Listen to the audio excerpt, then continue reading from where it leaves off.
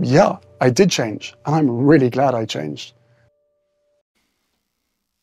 This one's wife. Is the P Diddy freak network going to claim the Sussexes? Hello, I'm H.G. Tudor. Some of you will be familiar with the excellent film V for Vendetta. In this, there is a scene where a police officer, Finch, starts to realize the connectivity between events. He offers his thoughts as his observations are heard against a backdrop of the main character, V, setting up a series of dominos. Finch states, "The problem is that he knows us better than we know ourselves. That's why I went to Lark Hill last night. I had to see. There wasn't much left, but when I was there, it was strange. I suddenly had this feeling that everything was connected. It's like I could see the whole thing, one long chain of events that stretched all the way back. I felt I could see everything that had happened and everything that was going to happen. It was like a perfect pattern laid out in front of me, and I realized that we were all part of it, and all trapped by it." His colleague asks, "So do you know what's going to happen?" "No," replies Finch. "It was a feeling. But I can guess with so much chaos, someone will do something stupid. And when they do, things will turn nasty. And then he'll be forced to do the only thing he knows how to do. At which point, all V needs to do is keep his word. And then."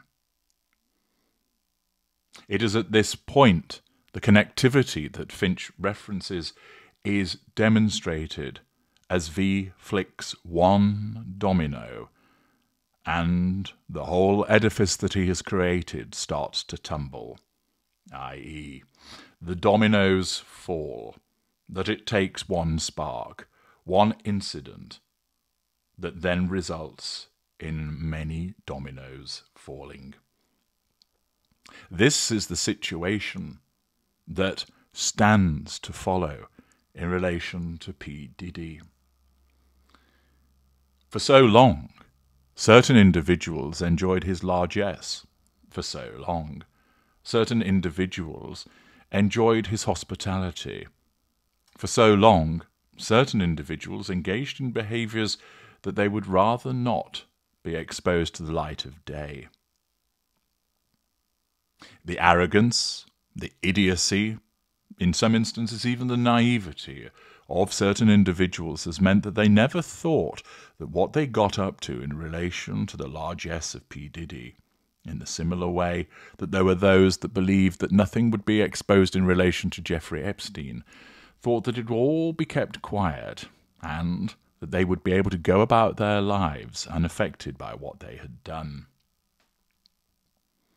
Everybody has something to hide. Even the people that lead largely blameless lives. I don't necessarily mean that they've done something that's criminal, something that's despicable, but invariably at some point they'll have made a mistake or they'll have been embarrassed and something has happened that they'd rather people not know about. To them, even though they've led a largely blameless life, it's something that they would rather hide because it makes them feel silly or ashamed. There are others who have done things which are of far greater significance and import, and would much rather that those matters remain hidden. Thus, it always delights and entertains me that when it comes to matters such as this, that invariably the less evolved of my kind tend to be central to it. That is because they are the ones that engage in such behaviours focused upon the moment, where they don't give any consideration for where the dominoes may later fall. Driven by their pursuit of the prime aims, a ceaseless desire to control, to draw fuel, to access those residual benefits and character traits, they have no regard for what may follow, no contingency. They do not consider themselves to be touchable. They believe themselves to be invincible. And thus they make the mistakes. Driven by their worship of the gods of lust and money, they engage in certain behaviours, trampling upon the rights and needs and obligations of others in the pursuit of their own requirements, so that at some point there's somebody else who knows, somebody else who observed, somebody else who filmed.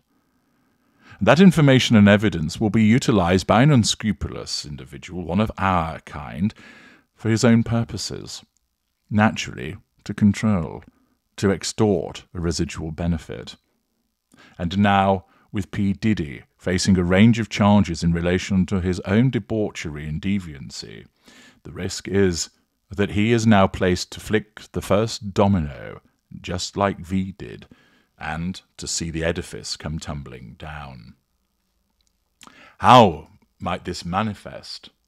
Well, for instance, new revelations provided from Sean Diddy Combs' former bodyguard suggest that he kept tapes of politicians entangled in his infamous freak-off sessions, which raises chilling questions about a vast, hidden blackmail network.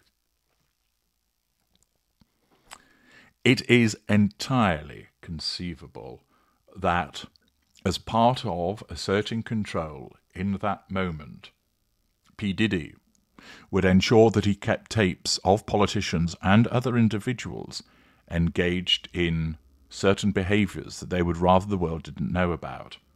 Whether this was the commission of infidelity because they were married, whether it was the use of prostitutes, whether perhaps it was engaging in a homosexual activity when they held themselves out as being heterosexual, whether it went so far as to committing crimes in relation to drug taking and having sex with minors. There's a whole range of things that people could get up to at a party that they would rather not be exposed for. In order to assert control over them in that moment, to create a memento, P Diddy would arrange for those individuals to be utilised as subjects in his own tableau. In effect, in order to control them, to fit with his own godlike status in his mind, he wants to arrange the participants as if he were the director of a film. Thus, he films the individuals. In some instances, he may well do so quite overtly. The individuals too high, 2 balls deep to care, are seen laughing, waving to the camera. In other instances, it may well be the case that people were recorded without them knowing. But either way, it's all part of the way that P Diddy would extend his hold over individuals in that moment as the director of a scene of debauchery. Then, at a later juncture, should he need to assert control over an individual, to call in a favour, to stop somebody doing something, to compel them to do something, all of which, of course, links to the assertion of control or the nullification of control, his narcissism simply does this.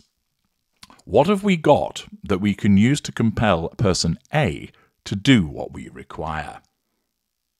And the narcissism essentially looks in its box of tricks and produces bringing up the past, i.e., here we have a recording of that particular politician, his face buried in a bowl of cocaine, whilst he's being serviced by 3 prostitutes.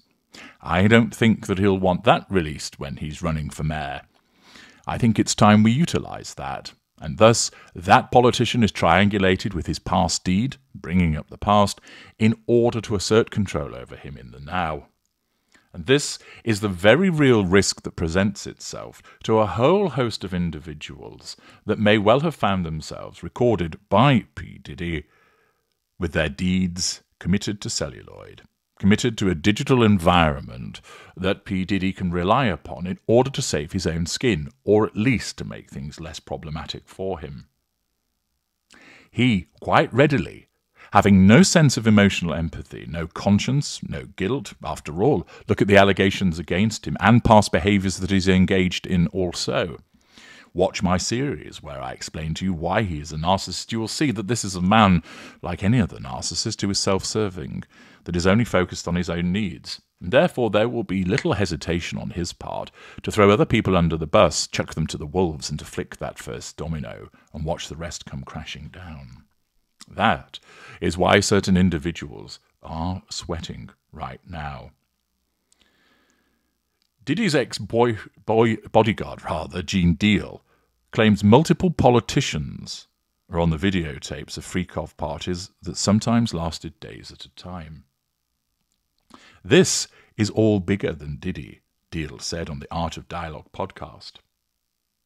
He claims, despite all of the alleged crimes that P. Diddy committed in states like California and Florida, there is a reason he was charged with racketeering, sex trafficking and transportation to engage in prostitution in New York.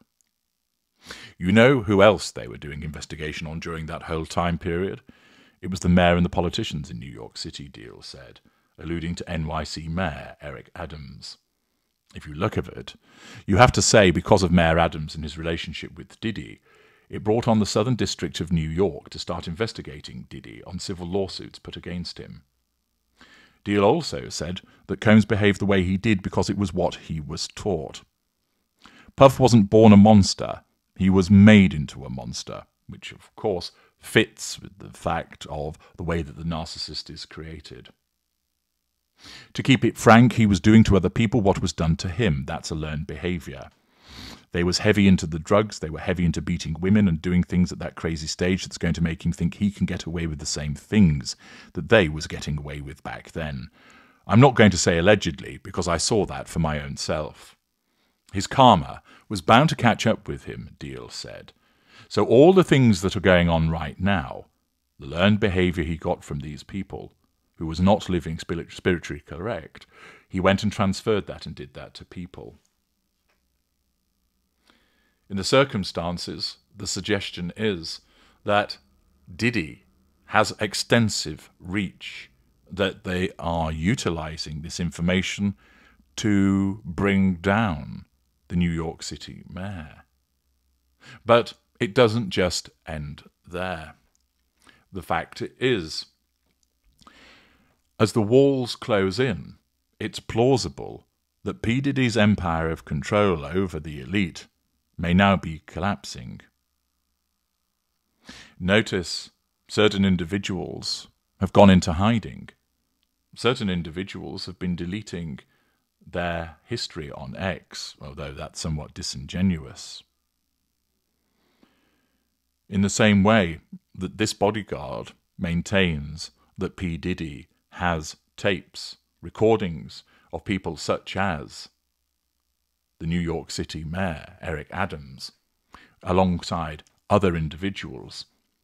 Who else might have been caught in those infamous parties? Who has been known to fraternize with P. Diddy? We know that the Prince of Pink Pancakes has had an involvement. It might be that that involvement is greater than has first been admitted. After all, he's an easily manipulated individual, lacking critical thinking, easily led, something of a hedonist, and in the circumstances, whilst there is no concrete evidence to ever suggest that the Duke of Sussex has been involved in any of the nefarious activities, might he have been at a party where those things took place even though he was not involved? Might the finger of suspicion be pointed at him? Might he be tainted by association? We know that there is a link between the two of them. We also do not yet know what is yet to come out. But when you have the bodyguard of P. Diddy making it very clear that he has recordings of the supposedly great and the good to be utilized for the purposes of a hidden blackmail network, could this also lead to the door of the Sussexes? The most likely candidate, of course, would be Harry, given his track record of enjoying himself in that way.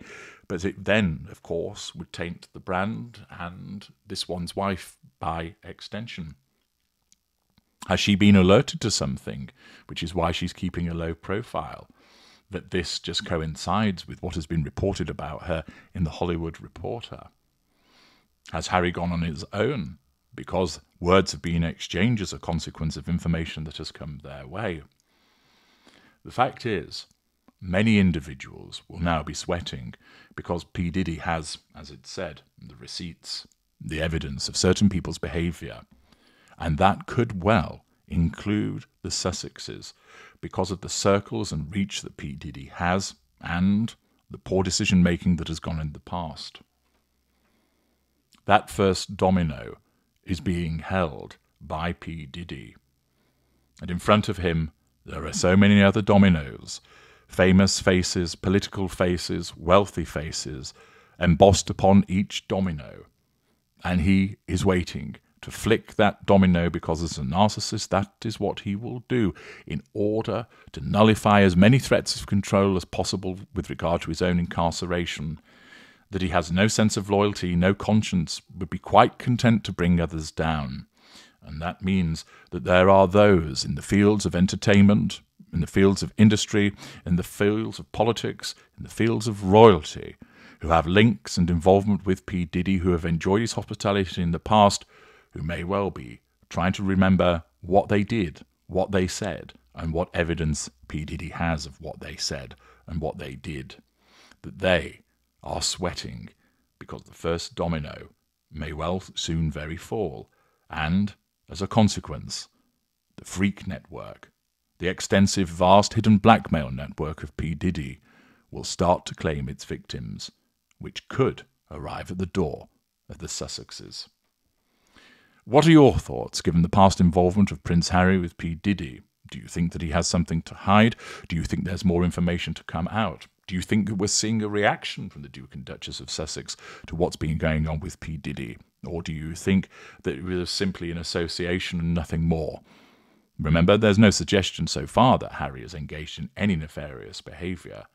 But the circles that he moved in and those that P. Diddy courted, you only have to look at the people that he was involved with, could present a particular problem. Let me know your thoughts in the comments section. I'm H.G. Tudor. Thank you for listening.